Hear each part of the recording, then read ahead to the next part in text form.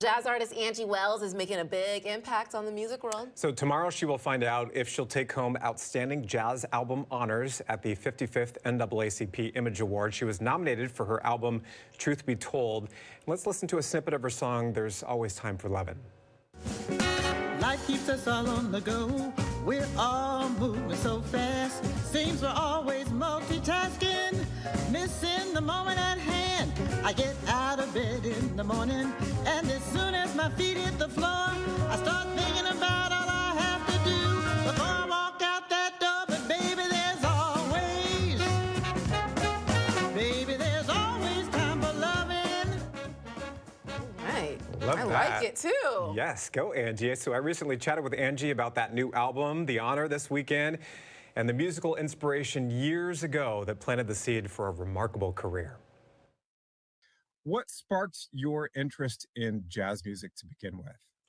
Well, my dad was a huge jazz fan. And basically, on Sunday afternoons, I would sit with my father and we would listen to jazz on vinyl. I mean, stacks and stacks of, he'd pull out, a stack of albums and he'd just sort of pick out what he felt like listening to that day. And we would literally sit and just listen for hours.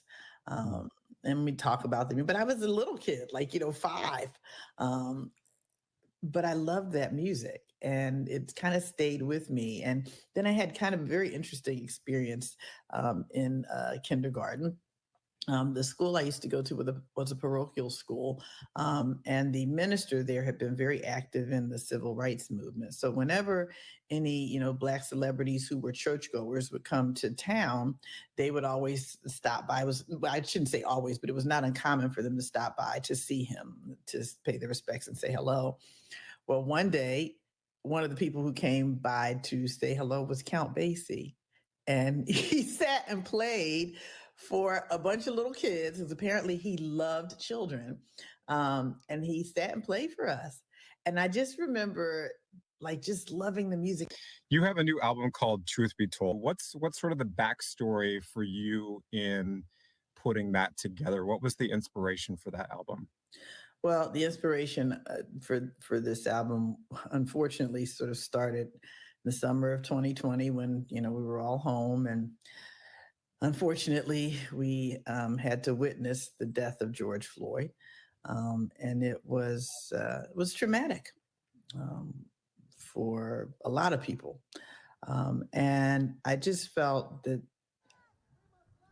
I think there was something about that sparked something in me that I needed to speak out, but it kind of came on its own. I feel like it almost came on a breeze, and I'll say it this way.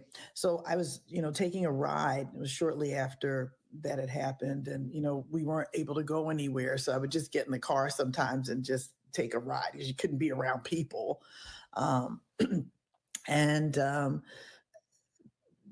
One day I was driving and this melody, it was almost like I could hear, for lack of a better term, I don't mean to sound corny, like my ancestors humming. And I heard this melody over and it just kept wouldn't go away. And then the phrase "truth be told" came to me. And somehow, literally, I feel like that song wrote itself. I want to talk about this really cool thing that happened to you recently of being nominated for Outstanding Jazz Album for the NAACP Image Awards, which are coming up in mid-March. Tell us about that nomination. We know that voting has ended for that, but tell us about that nomination and what it means to you. Well, first of all, I was very surprised, extremely honored, particularly because, I do have some political statement songs on there. To have that recognized by the NAACP is, a great honor. Considering especially, the work that they've done over the years to advance people of color with voting and those kinds of issues. So the fact that, they felt that the album was special enough to be recognized, I was overwhelmed, in all honesty. Congratulations on the album. Thank you. Congratulations on the nomination. You should be very proud. Thank you so much. And thanks for having me. I appreciate you taking the time to speak with me. She was such a treat to chat with, and we'll see if she takes home that award tomorrow during the NAACP Image Awards. First off, I love her glasses. I know, and her hair too. Yeah, she popped up on the screen. I was like, I love your glasses. The hair is beautiful too. Not only is she beautiful, she's very talented and so kind too. And I was struck during our conversation when I was a young kid. My older brother was really into jazz music. He was a trumpet player. Oh, wow. And so it was kind of fun to talk with her about some of the big names of jazz that had an influence on her life. She talked about Count Basie, you know, John Coltrane, Miles Davis, some of the greats of jazz music. And it's an incredible album. I had a chance to listen to some of it, and there's some really great songs on that album. So we wish her good luck tomorrow. Yeah, I'm excited for her. Hopefully she takes home an NAACP award. Very big achievement for Black artists to receive that award. So, and it's always awesome to hear, whether it's actors or singers or other musicians, and they're like, I was so surprised I was nominated. It goes to show their just how humble they are. Yeah. And you know, I'd be surprised too if I was nominated for something like that. Yeah. But you know, they do good work. So They do. hopefully she takes home that award. And nice story, Steve. Thank you. Good luck to Angie tomorrow. One-of-a-kind entertainment experience is here in Seattle, but only for a limited time. So if you love acrobatics, comedy, premium cuisine, Teatro Zinzanni at the Lotte Hotel Seattle is the place to be. And joining us from the Arc Lounge this morning to continue the conversation is the Director of Sales and Marketing of Lotte Hotel Seattle, Ian Ring, and comedian Kevin Kent. Good morning, gentlemen. Morning. Good morning. Nice to have you with us today. So let's start, Ian, with you and the partnership with Teatro Zinzanni. Why is Lotte Hotel Seattle the right place for this partnership, and what can guests expect when they attend a show at the hotel? Yeah, it's been an amazing partnership, really. I think a very unique one, considering I'm not aware of any other hotels in Seattle that have ever had a residency like this. And the partnership's been so great because we really have two amazing brands, Teatro Zinzanni and Lotte Hotel Seattle, that complement one another within the hospitality space, mainly because we're both trying to elevate our guests' experience. And one of the other things that I think has made this partnership so great is the unique space that we have. Lotte Hotel Seattle has the Sanctuary Grand Ballroom that was originally a 1908 United Methodist Church. It has captivating space with 60-foot soaring ceilings, stained glass dome ceiling that actually allows for these aerial acts to take place. Incredible. And Ian, you just mentioned the guest experience, which I've been able to experience myself, but I want to know what the guests of the hotel have to say about Teatro Zinzanni. Is it driving a lot of people over to the Lotte? Yeah, absolutely. You know, I think we've had close to 30,000 people come through the doors for the show. So clearly people are interested in seeing this incredible world-class act. And for hotel guests, you know, they're saying they love it. There's an opportunity for guests to turn this into a staycation. They can go to LotteHotelSeattle.com and book a room package for Teatro Zinzanni at 25% off. So if you take advantage of that opportunity, you can also come up before or after the show itself to Charlotte Restaurant and Lounge to get a drink, a craft cocktail, and an appetizer. So guests are really loving it and saying amazing things about the cast and crew of the show. Speaking of the cast and crew of the show, let's bring in Kevin and chat about the show itself.